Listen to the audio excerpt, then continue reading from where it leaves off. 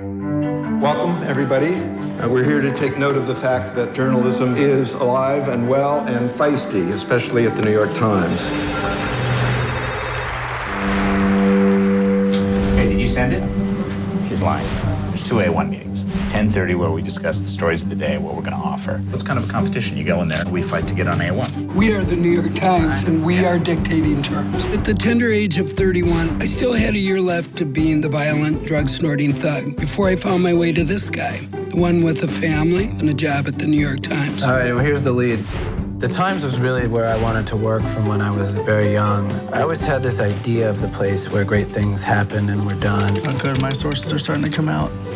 I don't know why anybody who's a reporter isn't on Twitter. You see him at his desk, and he just embodies everything about new media. I still can't get over the feeling that Brian Stelter was a robot assembled to destroy me. The old newspaper model is dying. It's this kind of collision of two worlds, and this new world that just kind of wants to crack it all open. So this is about WikiLeaks, which is a website. They didn't have to drop this off on the front step of NBC News or the New York Times. They just dropped it off on YouTube and waited for everybody else to find it. The bottom line is, WikiLeaks doesn't need us. In the immediate moment, we're in the middle of cutting 100 people out of a staff. How scared are you right now? I've been a single parent on welfare. This is nothing. I almost feel like I don't have a clear grasp on the enormity of the situation. Could the New York Times, go out of business? If you think of the history of these institutions, Watergate, Abu Ghraib, I think we're at a dangerous moment in American journalism. Some stories are beyond the database.